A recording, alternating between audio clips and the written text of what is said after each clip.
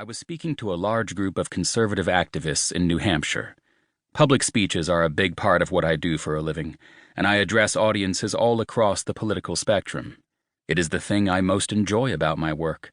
I love meeting people and sharing ideas. It never gets old. This particular audience was an ideological home field crowd for me, too, because the event was focused on the moral virtues of free enterprise. While I'm not a member of either political party, free enterprise is something I deeply believe in. I was the only non-politician on the schedule, and arriving a little early, I listened to a few of the other speakers before I went on. One after another told the audience that they were right and the opposing political side was wrong. By the time I went on stage, the crowd was pretty fired up. My speech was about how people naturally perceive conservatives and liberals in America today. I made the point that liberals are widely considered to be compassionate and empathetic, and that conservatives should work to earn this reputation as well. After the speech, a woman in the audience came up to me, and she was clearly none too happy with my comments. I thought she was going to criticize my assertion that conservatives are not thought to be as compassionate as liberals. Instead, she told me that I was being too nice to liberals. "They are not compassionate and empathetic," she said. "They are stupid and evil." She argued that as a public figure, I was obliged to say so plainly because it's the truth. At that moment, my thoughts went to Seattle. That's where I grew up. While my own politics tend more center-right, Seattle is arguably the most politically liberal place in the United States. My father was a college professor. My mother was an artist. Professors and artists in Seattle. What do you think their politics were? So when that woman in New Hampshire said that liberals are stupid and evil, she wasn't talking about me, but she was talking about my family. Without meaning to, she was effectively presenting me with a choice: my loved ones or my ideology. Either I admit that those with whom I disagree politically, including people I love, are stupid and evil, or I renounce my ideas and my credibility as a public figure. Love or ideology? Choose. Have you been subjected to a similar choice?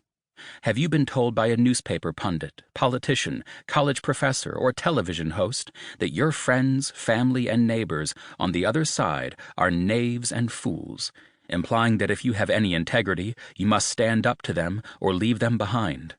That people with a different perspective hate our country and must be completely destroyed?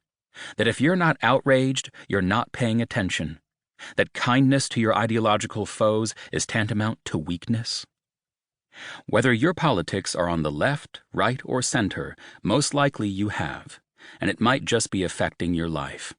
For example, a January 2017 Reuters Ipsos poll found that 1 in 6 Americans had stopped talking to a family member or close friend because of the 2016 election.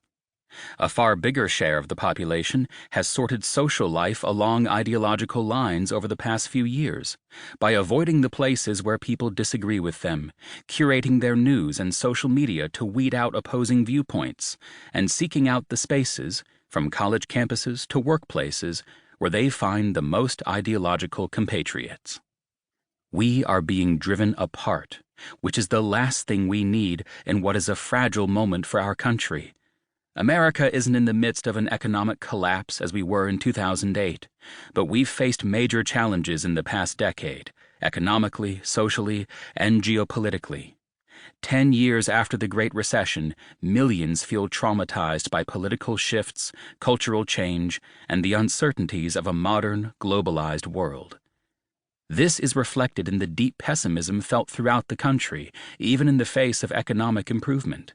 In a dramatically strengthening economy, more than 4 in 10 Americans say they think the nation's best years are behind us.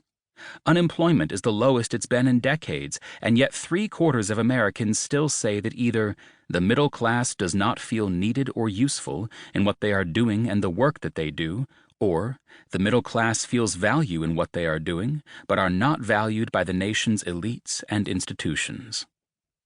We need national healing every bit as much as economic growth. But what are we getting instead from many of our leaders in media, politics, entertainment, and academia? Across the political spectrum, people